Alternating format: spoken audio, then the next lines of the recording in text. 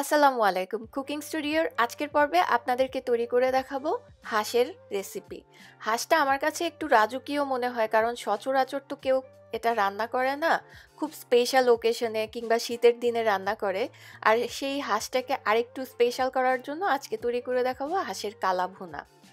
হাঁসের কালা ভুনা তৈরি করার জন্য এখানে 2 কেজি হাঁসের মাংস নিয়েছি, এবং মাংসটা কিন্তু চামড়া সহ আছে। চামড়াটা পুড়িয়ে তারপরে তো পরিষ্কার করতে হয়, সবাই জানেন। ভালোভাবে পরিষ্কার করে ধুয়ে পানিটা ঝরিয়ে একটা হাঁড়িতে নিয়ে নেবেন।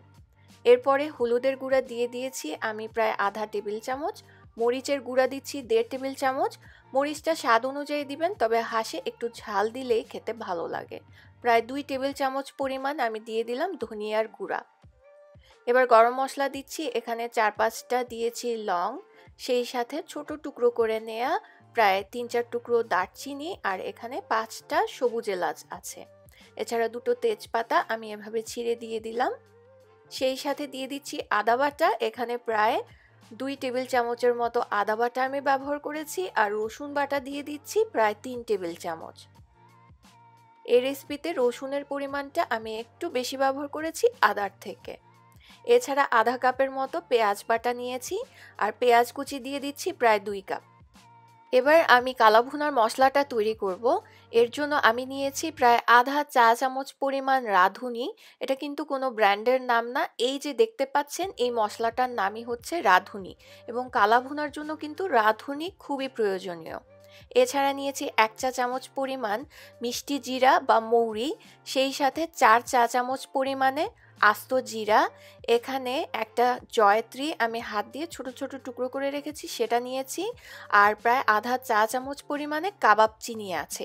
এছাড়াও দরকার পড়বে 3টা শুকনা মরিচের, আর এখানে 3 ইঞ্চি সমান লম্বা, একটু বড় দেখতেই পাচ্ছেন, একটা এলাচি আমি নিয়ে নিয়েছি। সেই সাথে আমি ব্যবহার করছি এটার মধ্যে একটা তারা মশলা। আর এই প্রতিটা মশলা আমি চেষ্টা করেছি একদম কাছে থেকে আপনাদেরকে দেখাতে। এছাড়া প্রায় 7 থেকে 8টার মতো সবুজ এলাচ ব্যবহার করছি। এখন এই মশলাগুলোকে আপনি চাইলে তাওয়ায় হালকা একটু ভেজে নিতে পারেন, এতে করে গুঁড়া করতে অনেক ইজি হয়। আর চাইলে একটু রোদে দিয়েও কড়মড়া করে নিতে পারেন, সেই ক্ষেত্রে 2-3 দিন সময় লাগবে। তো আমি হালকা একটু ভেজে নিয়েছি, ভেজে নেওয়ার পরে পুরোটা গুঁড়ো করে যতটুকু গুঁড়ো হয়েছে পুরোটাই দিয়ে দিয়েছি হাঁসের মধ্যে। এছাড়া দিয়ে দিলাম 2 টেবিল চামচ পরিমাণে সয়া সস, আর সেই সাথে এখন ব্যবহার করছি 1/3 কাপ পরিমাণ সরিষার তেল। আর আমি সরিষার তেল সয়াবিন তেল মিলিয়ে আজকে হাঁসটা রান্না করব। আমি প্রায় 3-4 টেবিল চামচের মতো সয়াবিন তেল দিয়েছি।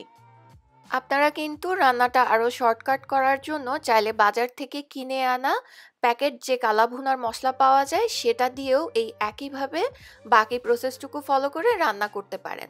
এবার স্বাদ অনুযায়ী আমি লবণ দিয়ে এই সব কিছু খুব ভালোভাবে মেখে নিচ্ছি।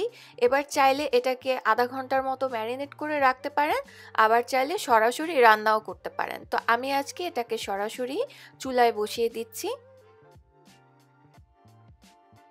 এখন কিছুক্ষণ নেড়েচেড়ে অপেক্ষা করতে হবে যেন এই হাঁসের মাংসটা মশলার সাথে ভালোভাবে গরম হয়ে আসে। গরম হয়ে আসলে যেটা করতে হবে, এভাবে নেড়েচেড়ে মশলার সাথে এই মাংসটাকে ভালোভাবে কষিয়ে নিতে হবে, এবং কষিয়ে নেওয়ার সময় চুলার আঁচটাকে মিডিয়াম টু হাই করে দিয়ে তারপরে কষাবেন। এভাবে 7-8 মিনিট কষিয়ে নেওয়ার পরে আমি ঢাকনা দিয়ে ঢেকে দিচ্ছি। এবার চুলার আঁচটাকে মাঝারি করে কিছুক্ষণ পর পর নেড়ে চেড়ে কষিয়ে নেবেন।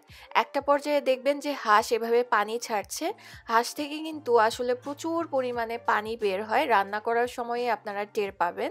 তবে এইটুকু পানিতেই হাঁসটা কিন্তু সিদ্ধ হবে না, এর জন্য আরও পানির প্রয়োজন পড়বে। তবে তার আগে যে পানিটা বের হয়েছে এটাকে আমি ঢাকনা দিয়ে ঢেকে ঢেকে কিছুক্ষণ পর পর নেড়ে চেড়ে কষিয়ে নিব।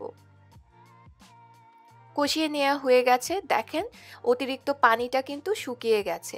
এবার দিয়ে দিচ্ছি আমি আরও কিছুটা পানি, ঠিক ততটা পানি হাঁসটা সিদ্ধ হতে যতটুকু প্রয়োজন। এবার ঢাকনা দিয়ে ঢেকে আমি হাঁসটাকে পুরোপুরি সুন্দরভাবে সিদ্ধ করে নিয়েছি, আর এভাবে মাখা মাখা ঝোল রেখেছি। এবার একটা বাগার তৈরি করব। এর জন্য প্রায় 3 টেবিল চামচ সয়াবিন তেল, 4-5টা আস্ত শুকনা মরিচ, প্রায় 2 টেবিল চামচ পরিমাণে রসুন কুচি, আর প্রায় আধা কাপের মতো পেঁয়াজ ফালি নিয়েছি। এবার সব কিছুকে ভেজে নিচ্ছি। ভাজা হয়ে গেলে দেখেন পেঁয়াজটা কিন্তু স্বচ্ছ হয়ে আসবে, রসুন মরিচ এগুলোর কালারও কিন্তু চেঞ্জ হয়ে গেছে। এখন এই সবটা ঢেলে দিচ্ছি। আমি বাগারে একটু কম তেল ব্যবহার করেছি কারণ হাঁস থেকে যথেষ্ট পরিমাণে তেল বের হয়েছে, আর আমি কিন্তু মাখানোর সময় রান্না করার সময় তেল দিয়েছিলাম। সব কিছু মিশিয়ে নিয়েছি। এবার চুলাটা বন্ধ করে দিয়ে ঢাকনা দিয়ে ঢেকে 5 মিনিট দমে রেখে দিব। এরপরে এই হাঁসটা খাওয়ার জন্য একদম রেডি হয়ে যাবে।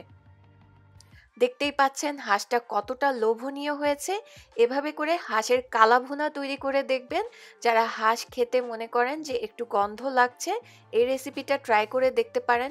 কোনো গন্ধই পাবেন না আর খেতে খুবই মজার। আজকে তাহলে বিদায় নিচ্ছি, সবাই ভালো থাকবেন। আল্লাহ হাফেজ।